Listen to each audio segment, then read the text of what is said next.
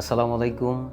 Business doctor YouTube চ্যানেলে আপনাদেরকে স্বাগতম। আজকে আলোচনা করব যারা নতুন কোম্পানি করতেছেন, প্রতিষ্ঠান করতেছেন, ফাউন্ডার বা পাউন্ডার, নতুন ফাউন্ডাররা যে 5টি ভুল বিজনেসের শুরুতে করেন এবং এটার সমাধান কীভাবে, সেই বিষয় নিয়ে আলোচনা করব। সঙ্গে থাকবেন। নতুন উদ্যোক্তাদের জন্য খুবই জরুরি আজকের ভিডিওটা। প্রতিদিন পৃথিবীতে হাজার হাজার মানুষ ব্যবসা শুরু করে, কিন্তু কয়েক বছরের মধ্যে বেশিরভাগ হারিয়ে যায়। গবেষণা অনুযায়ী স্টার্টআপ বিশ্লেষণকারী প্রতিষ্ঠান সিবি ইনসাইট বলছে, সিবি ইনসাইট একটু বলে রাখি, এটা আমেরিকান বড় একটা গবেষণামূলক প্রতিষ্ঠান, যারা শুধু ব্যবসায়ীদেরকে নিয়ে, উদ্যোক্তাদেরকে নিয়ে, প্রতিষ্ঠাতা ফাউন্ডারদেরকে নিয়ে শুধু গবেষণা করে। তাদের রিপোর্টে, স্টার্টআপ একটা রিপোর্ট তারা দিয়েছেন, তাদের রিপোর্টে দেখা গেছে প্রায় 90% স্টার্টআপ ব্যর্থ হয়। চিন্তা করেন, প্রায় 90% উদ্যোগ ব্যর্থ হয়। প্রশ্ন হলো কেন? আইডিয়া খারাপ বলে? না। টাকা কম বলে? না। কারণ আইডিয়া, টাকা অনেকের থাকা অবস্থায় মানুষ ব্যর্থ হয়। তাহলে কেন?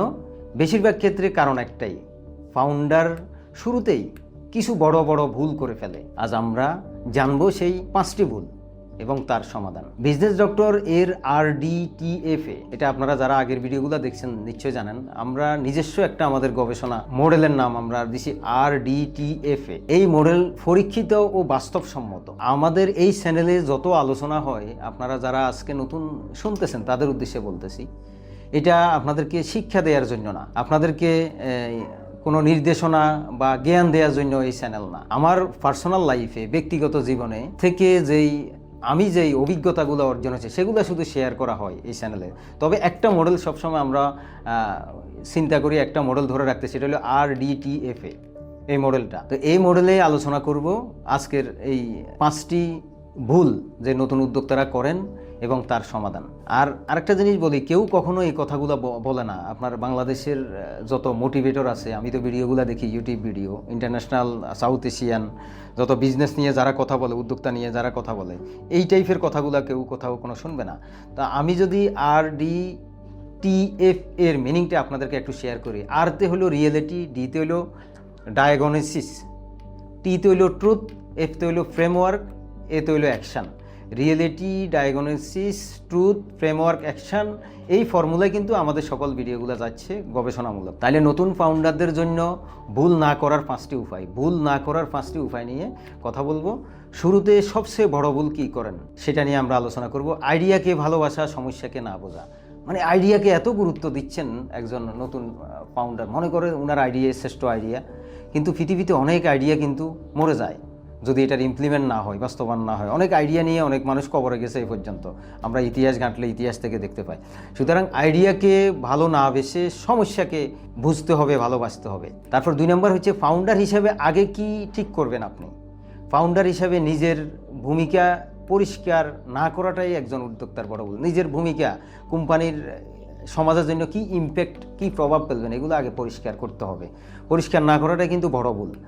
তারপরে টাকার ভুল ব্যবহার করেন অনেকে, ব্যাংক লোন নিয়ে দামি গাড়ি, বাড়ি বা বউ, শালি, বিভিন্ন অ্যাকাউন্টে টাকা বা গয়না কিনে এগুলা ভুল করেন, ভুল ব্যবহার। এগুলো কিন্তু একজন উদ্যোক্তার বা স্টার্টআপ ফাউন্ডারদের, ফাউন্ডারদের বড় ভুলের অন্যতম একটা ভুল। 4 নম্বর হলো একা সব করতে চাওয়া। আমি মাঝে মধ্যে বিভিন্ন জায়গায় বলি, CEO, বাংলাদেশের CEOর মিনিংটা হলো চিফ এভরিথিং অফিসার। মানে উনি টিস্যু কিনবেও উনি, ঝাড়ু দিবেও উনি, সব জায়গায় উনি মাথা কামাবে, কর্পোরেট মিটিংয়ে উনি করবে, একটা কলিং বেল কিনবে সেটা তো উনি মাথা কামাবে। এইটা হলে কিন্তু হবে না, একা সব করতে চাওয়া, এটা মারাত্মক একটা ভুল। তারপর আরেকটা বিশেষ করে আমাদের দেশে যেটা প্রচলন নাই, আমরা সবাই মহাপণ্ডিত, সবাই বুঝি, সবাই সব জানতা, কিন্তু সারা ওয়ার্ল্ডে যত বড় ব্যবসায়ী আছে সবাই কিন্তু, এমনকি ইলন মাস্ক থেকে শুরু করে ফেসবুকের মালিক থেকে সবার কিন্তু মেন্টর আছে। আর আমাদের দেশে মেন্টর ছাড়া এগোনো, দ্রুত শিখতে না পারলে বা মেন্টর না থাকলে কি হয়, এটা আজকের আলোচনায় দেখবেন আপনারা। মেন্টর লাগবেই। তাইলে আমরা এই 5টা বিষয় নিয়ে আলোচনা করব, মেন্টর ছাড়া এগোনো যাবে না। তাহলে 1 নম্বর হচ্ছে আমাদের আলোচনা ছিল আইডিয়াকে ভালোবাসা, সমস্যাকে না বোঝা।